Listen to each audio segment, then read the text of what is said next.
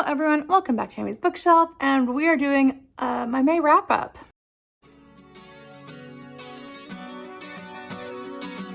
So I am fully aware it is June 12th.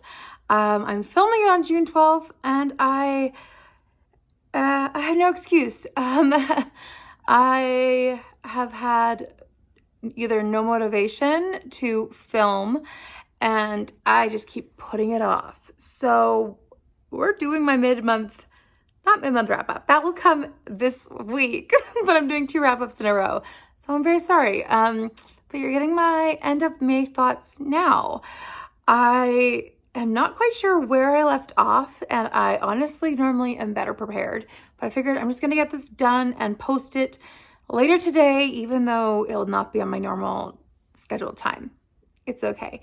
But I do remember that I talked about the Heart's Charge last time. So I know I talked about that. I don't remember if I talked about any Bible books last time or not.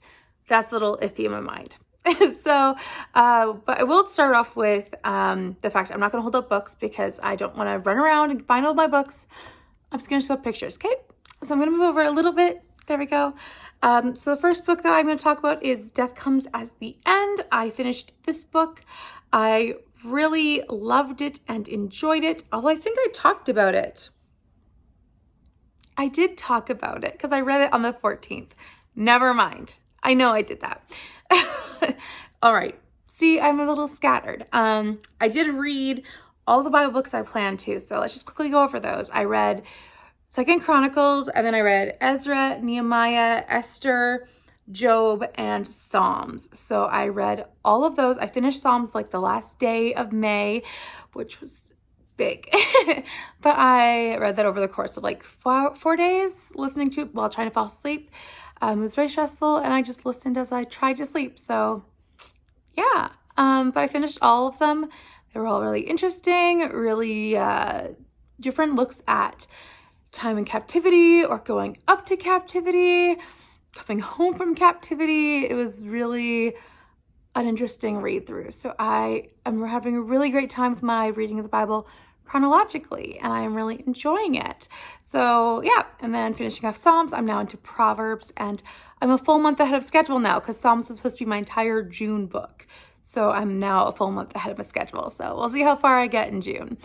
But then I have read all of the books I read for Book Oplathon, which I have linked in a vlog. So I will link that vlog, but I will also talk about them here briefly, just so you know my thoughts. So I first of all read I Hate Fairyland. This one is by Skottie. I have it down here, sorry.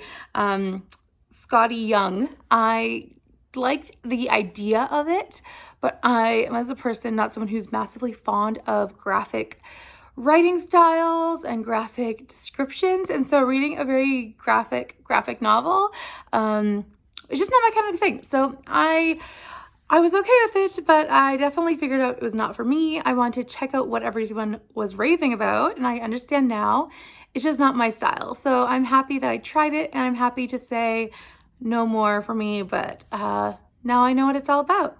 So yeah, very graphic. If you have never heard of I Hate Fairyland, it's about a girl who, when she's a girl, goes to this place called Fairyland, very Alice in Wonderland style, and she has to find this one key to get through the door and go back home. However, like 27 years later, I think the number was, she still hasn't found the key, and now she's an adult in a child's body, and it's very gory and very graphic and violent, but it's all done in a very kind of childlike but with blood way. So it's not one for children, but it is what it sounds like completely, and I have no problem with that at all because it is what it sounds like. It's just not my style. I also read Potiphar's Wife by Mesu Andrews. This one is a look at Potiphar's Wife, which takes place during Joseph's story in the book of Exodus.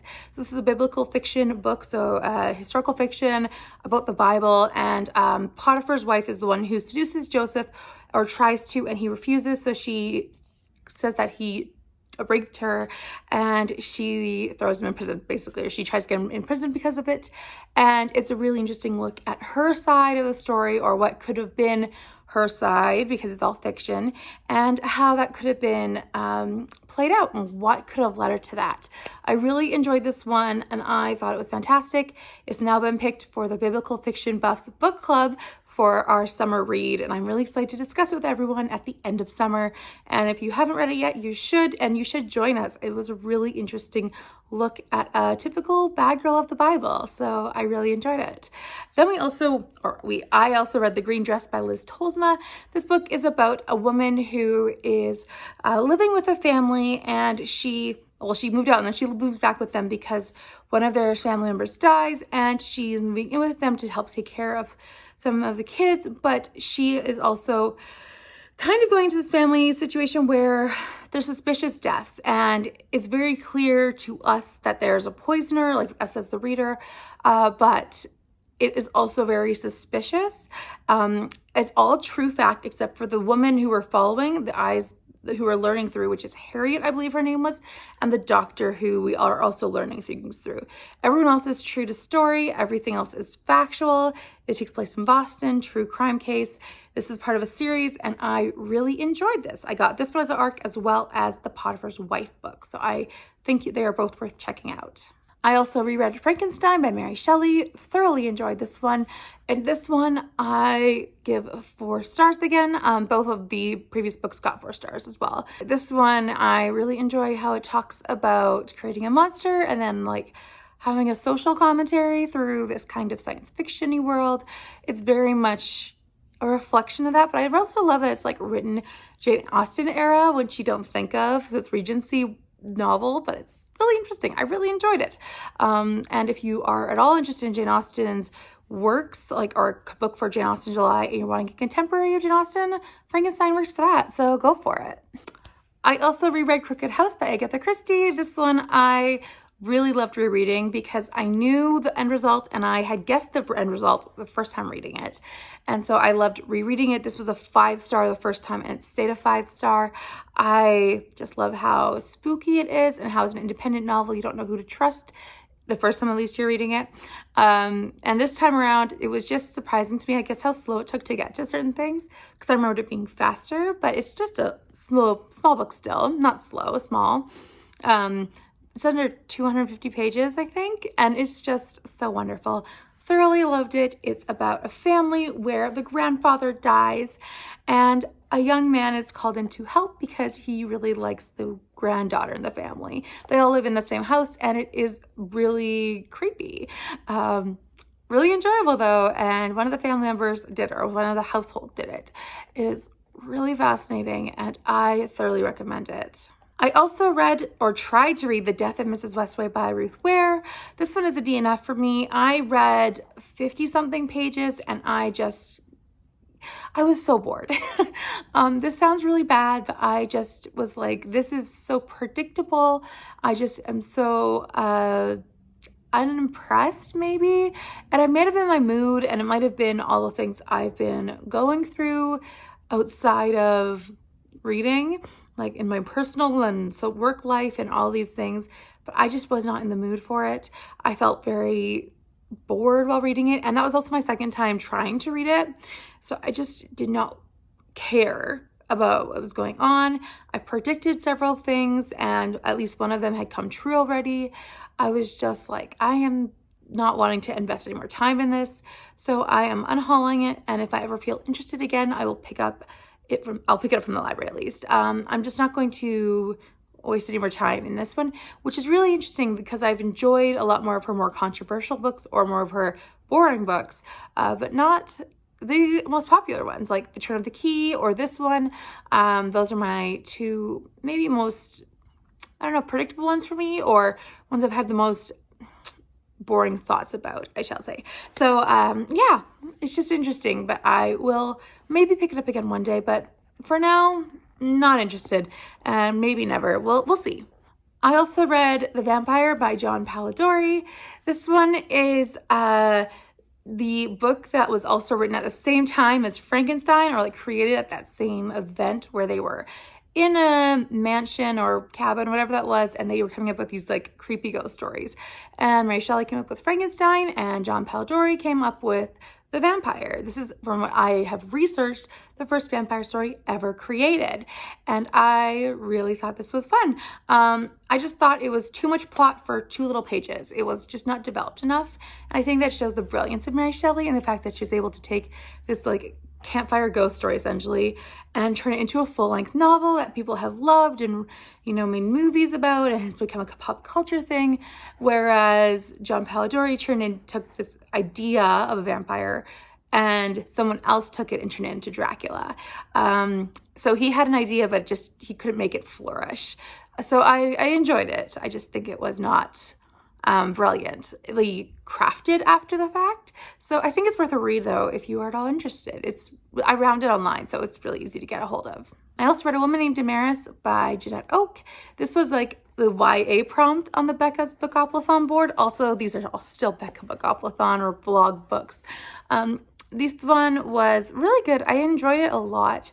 I thought it was very much what I remembered, and it's about a 15-year-old who's growing up and how she come to terms with her own identity and how that relates to her world. I thought it was really interesting to reread that, and also how it handled difficult topics like abuse and alcoholism, and neglect even. It was good, and I enjoyed the fact that Damaris got such a well-developed growing up story. So I really enjoyed that one, and I'm giving it 4 stars again. I also read Defending David by Barbra Britton. This one was really interesting. I really enjoyed how it talked about King David's life from the perspective of a warrior, so not David himself.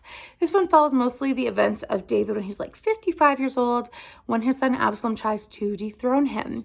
I really enjoyed this one because it talks about a part of David's life that I don't always see, but it also was really interesting to hear about parts of David's life that were just so, I don't know, I guess the word would be maybe hidden from what we normally would perceive. I also really enjoyed the fact that David was not always the big, strong, brave leader that we always see him as, and that we could see a lot of his family strife coming to the top. A lot of his past sins or a lot of his past struggles were coming back into his life, and he had to deal with that. So I really enjoyed seeing how this book really handled those things, and I loved how we got to see these characters interact with King David. So we had, I'm gonna forget their names now. I gotta find them. Their names are Ittai and Ramona, and Ittai was a Philistine, which I really enjoyed, or Philistine. I really enjoyed that he was able to show us a simple, honest faith, also while being a Philistine and having that reaction and having that world around him. And Ramona, as she was coming into this world that was not completely wholehearted towards God, but she was also trying to find the world that was. So I really enjoyed these characters. Really recommend. That was also an arc that I got, and I just did not read in time. That was the most recent Biblical Fiction Buffs book club. No, Biblical Fiction Buffs, book club book. I also managed to reread Mexican Gothic by Silvia Moreno-Garcia. I really enjoyed this one. I did drop it to a 4-star on the reread because it didn't feel as, I don't know, maybe atmospheric on the second time. And it might have been, again, my headspace, where I'm at in my life right now. But I just didn't feel as atmospheric, so I kind of just flew through it. But I did really enjoy it, and I felt like it was very interesting to reread, knowing the end result. This one follows Noemi, who is going to try and find her cousin and help her. Well, not going to find, she knows where she is, but trying to help her, as something's clearly mentally wrong due to the letter that she received. And it's very strange. This takes place in 1950s, like rural Mexico, and it was so good. I really enjoyed rereading it again, even though I did not give it a 5 stars. My voice is going, but we have one more book left. So the last book was Sister to the Wolf by Maxine Trottier. This one I also gave 4 stars too. It felt slow, and I don't know if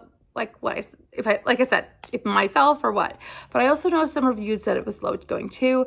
I did think that this one was really interesting in how it reflected the times that this book takes place in, and how it talks about slavery of the people who are indigenous, but also how it talked about the forts and the but the fur trading and all these different things. It was really good and really impactful, and I thought it was really well done. This one follows a girl named Cecile, who she finds a young man who is being beaten. He is indigenous, and she purchases him in order to free him, but he decides to follow them and help them out as they are going on to be trading with another company, her and her father. So it was a very interesting story, and I really enjoyed learning about the cultures that were expressed in there, also while following along on this journey again. It's been a long time since I've read that book, so it was a really good one to reread. So many of these books were for Mary Shelley May, the historical fiction readathon, and for Becca's Bookathon, like I said. I did also have my previous wrap-up, the final book support group, all those books. So I did read a fair amount, and I will tell you my next wrap-up. There's not going to be many books, so don't worry about that. But I did enjoy most of the books I was reading. So please let me know down below what you read, and if you enjoyed in the month of May. I'd love to chat down below, and I will link my vlogs as well in case you're wanting to know my full spoilery thoughts on, well, not spoiler, but full thoughts on the books I mentioned before. So thank you so much for watching. Bye for now.